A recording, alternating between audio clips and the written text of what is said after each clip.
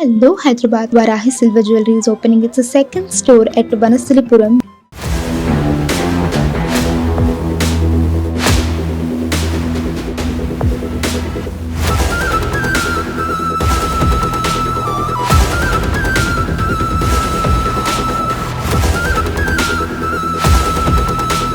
మెరిసేదంతా బంగారం అనుకుంటే పొరపాటే. ఆ పసిడి రేకుల వెనక పేద కార్మికుల రక్తం, కన్నీళ్లు, చివరకు నిస్సహాయ మరణాలు దాగిన్నాయి. 2 పూటల తిండి కోసం భూగర్భంలోకి దిగిన ఆ కార్మికులకు తాము తవ్వుతోంది బంగారాన్ని కాదు, తమ సొంత సమాధులనని తెలియదు. క్షణాల వ్యవధిలో మట్టి దిబ్బలు విరిగిపడ్డాయి, బురద గోతులు సజీవ సమాధులయ్యాయి. సెంట్రల్ ఆఫ్రికన్ రిపబ్లిక్లో జరిగినటువంటి ఈ ఘోర విషాదం యావత్ దేశాన్ని తీవ్ర దిగ్భ్రాంతికి గురిచేసింది. సెంట్రల్ ఆఫ్రికన్ రిపబ్లిక్లోని పశ్చిమ ప్రాంతం నానా మాంబేరే ప్రిఫెక్చర్ పరిధిలోని అబ్బా అనే ప్రాంతం. అది ఒక సాధారణ ఉదయం. రోజులాగానే పదుల సంఖ్యలో కార్మికులు బంగారు రేణువుల కోసం లోతైనటువంటి గోతుల్లోకి దిగారు. అంతలోనే ఒక భారీ శబ్దం. చుట్టూ ఉన్న భారీ మట్టి దిబ్బలు పేక మేడల్లా కూలిపోయాయి. లోపల పనిచేస్తున్న కార్మికులపైన టన్నుల కొద్దీ మట్టి బురద ఒక్కసారిగా వచ్చిపడింది. క్షణాల్లో ఆర్తనాదాలు మూగబోయాయి. ప్రాణాలతో బయటపడ్డ ఫ్లోరియాన్ గాగుండే అనే కార్మికుడు చెబుతున్న వివరాల ప్రకారం ఏం జరుగుతుందో తెలుసుకునే లోపే అంతా సమాధి అయిపోయింది.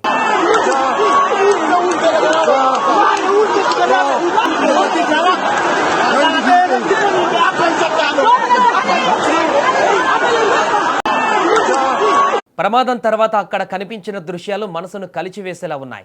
సహాయక బృందాలు, స్థానికులు చేతులతో బురదను తోడుతుంటే శవాలను వెలికి తీయడం ప్రారంభించారు. కొన్ని గంటల వ్యవధిలోనే ఏకంగా 30 మృతదేహాలను బయటకు తీశారు. ఇంకా లోపల ఎంతమంది కార్మికులు చిక్కుకుపోయారో ఎవరికీ తెలియదు.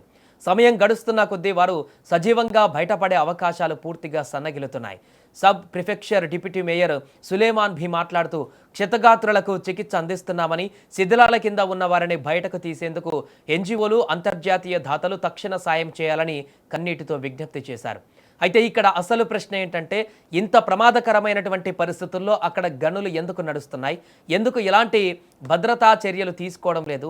సెంట్రల్ ఆఫ్రికన్ రిపబ్లిక్ అనేది ఖనిజ సంపద అపారంగా ఉన్న దేశం. కానీ అంతర్యుద్ధాలు, రాజకీయ అస్థిరత, భయంకరమైనటువంటి పేదరికం కారణంగా అక్కడ ఆధునిక సురక్షితమైన మైనింగ్ వ్యవస్థలు లేవు. టెక్నికల్ నాలెడ్జ్ లేకుండా సంప్రదాయ పద్ధతులలో కేవలం గడ్డపారలు, చేతులతో 100 అడుగుల లోతు గోతులు తవ్వుతారు. వీటిని సరైన పిల్లర్లు కూడా ఉండవు, వెంటిలేషన్ కూడా ఉండదు, హెల్మెట్లు లేదా రక్షణ జాకెట్లు అసలు ఉండవు. వర్షాలు పడినప్పుడు లేదా భూమి లూజ్ అయినప్పుడు ఆ గోతులు ఇట్టే కూలిపోతాయి. ఈ అక్రమ గనుల వెనక పెద్ద ఎత్తున మాఫియా, మధ్యవర్తులు ఉన్నారు. కార్మికులకు దక్కేది రోజుకు కొన్ని నాణాలు లేదా స్వల్ప కూలి మాత్రమే. కానీ వారి రక్తాన్ని పిండి తినేసి బంగారాన్ని అంతర్జాతీయ మార్కెట్లో కోట్లాది రూపాయలకు అమ్ముకుంటారు. ప్రభుత్వ ప్రతినిధి ఎవరిస్టే ఎన్గామానా మృతుల కుటుంబాలకు సానుభూతి తెలిపారు. కానీ ఇలాంటి ప్రకటనలతోనే ఏళ్ల తరబడి సమస్య దాటవేతకు గురవుతుంది. సరైన నిబంధనలు లేకపోవడంతో అధికారులు అవినీతి కారణంగా పేద కార్మికులు తమ ప్రాణాలను పణంగా పెట్టి భూమిలోకి దిగవలసి వస్తుంది. మనం ఒంటిపైన ధరించే ఖరీదైన బంగారు ఆభరణాల వెనుక ఇలాంటి ఎన్నో బురద గుంటలలో సమాధి అయిన అమాయకుల చివరి శ్వాసలు దాగి ఉన్నాయి. అబ్బా ప్రాంతంలో జరిగిన ఈ 30 మంది కార్మికుల మరణం ఒక ప్రమాదం మాత్రమే కాదు, రక్షణ లేని వ్యవస్థ చేసిన వ్యవస్థాగత హత్యగా మానవ హక్కుల సంఘాలు ఇప్పుడు ఆవేదన వ్యక్తం చేస్తున్నాయి.